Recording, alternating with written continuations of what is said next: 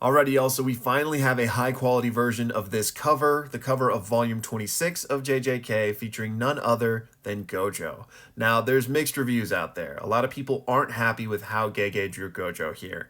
Me personally, I don't really have an issue with it. I think this is beautiful, and I'm going to talk more about it specifically a little bit later in this video, but y'all let me know what your thoughts are in the comments. Do you love it? Do you hate it? Spill it all. But also, before we get into spoilers here, are there any botanists in the comments? Are there any florists? You know, just any experts on flowers at all that could tell me what exactly this flower is. Presumably a flower that blooms in Japan in the winter that's pink, right? Because I've seen people just say that it's like 12 different flowers and they all sound confident, but they can't all be right. So if there's any experts, please let me know, because I would love to be able to analyze this a little bit better. But with that being said, for any anime onlys or anyone that's not caught up on the manga, now's your time to leave this video because we're about to get in deep. Okay, so we all knew Gojo was going to be on this cover, right? And with that being the case, everyone was rabid and waiting to dissect every detail of this cover to determine if he might be coming back or if he's for sure gone, right? So the first thing people are latching onto here is this, where it says go south. And given the whole dichotomy of go north versus go south, where, you know, going south probably means Gojo isn't coming back, but if he goes north, he's probably coming back, you know, with a new identity, a new sense of himself, right?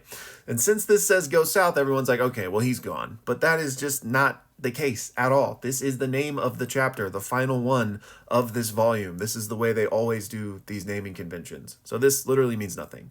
Then we've got the flowers, but I already touched on that. Since nobody can definitively tell me what these are, I'm not going to waste anyone's time speculating. But whatever they are, there probably is a little bit of something to glean from them, because Gege loves to do details like that, right? Now to the face, to the, you know, people are like, why did Gege draw Gojo this way? I don't know. You know, Gege ultimately does some interesting things with his art style here and there. So I'm not saying this is necessarily anything to be more deeply analyzed. But the legitimate first thought I had when I saw this was the troll. Like, Gojo is trolling here. And how perfect would it be to be like, hey, guess what, bitch? I'm not dead. Your boy's back. Okay. Maybe not to that extreme, but you can't tell me that this face isn't a smirk. Like, this man didn't just prank you and is now walking around the corner like Ashton Kutcher to rub your face in it. Now, is that dated? Like, does anybody even understand that reference anymore? I don't know. But like, he's trolling. Like, that's what this face is. Now, whether the intention behind that has any relation to his death, maybe not, right? But I think there's no arguing that, like, this is a shit-eating grin. Also, this video isn't going to serve as me rehashing all the reasons I think Gojo's coming back. If you're interested in that, I've got multiple videos on it, so go check those out for a more in-depth analysis. But one thing I will add is this just happened, right? Sukuna just hit a Black Flash. He's going to start regaining all of his output, and everyone's already thrown their best at him. Like, what's everyone going to do now if he starts going back up in strength? The only option besides a Gojo comeback is if Megami turns things around completely and is able to nerf Sukuna from within. But even if he can, again, Sukuna's on the come up right now. So any like counter activity that Megami is able to do is just going to put him back to like the level he's been at, where he's been handling everybody. So I really think Gojo's comeback is necessary to give the good guys a shot. And kind of on this subject, I had this question from Immaculate on what are the chances that Gege is just going to let Sukuna win? And again, if Gojo doesn't come back, then the way things are trending right now, how is Sukuna going to lose? So, you know, maybe it's via Gojo, or maybe it's via Megami, maybe it's via whatever, right? And the good guys do win. But if Sukuna did win, I honestly think that would be legendary. I talked about this in another video where I kind of was just speculating on that what if scenario. I don't think that's going to happen at this point, but I do think it would just be honestly kind of amazing. Especially if one day we got a sequel series of, you know, Sukuna turns himself into a cursed object and then, you know, comes back in another 1,000 years, what the world looks like then, just kind of like the dread that would be hanging over every reader knowing what happened in the original Jujutsu Kaisen. So again, I don't really think that's going to happen, but I would be on board if it did. Next up, we got this question from Miguel on what do I think Gojo's role would be if he does come back? And this is a great question. In my video about why Gojo is coming back, I talk about kind of his identity and his sense of self being like the main question of his entire character arc. So specifically, I think Gojo will shed the title of the strongest because he, one, isn't. He lost to Sukuna, right? But two, that's been the crux of his character arc the whole time. Like, are you the strongest because you're Satoru Gojo, or are you Gojo because you're the strongest, right? If he comes back, he can answer that question. He's not defined by his strength. He's defined by who he is, right? So if he comes back, his role will be to just be Gojo now, and he'll work alongside others instead of being the lonely man at the top, right? So I definitely think that will be the direction it goes, and not Gojo comes back and goes Super Saiyan and solos Sukuna. And to the to the last part of your question here, since Gojo just won that award, do I think Gege is going to be like spiteful and change the way the story goes?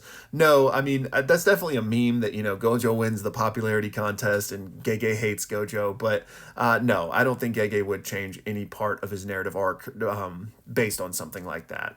And then while we're on the subject of all things Gojo, I had this question from Hunter, which pause and read the whole thing if you want, but it's basically asking, do I think the world cutting slash deals soul damage in the same way that, Yuji's punches can damage the soul?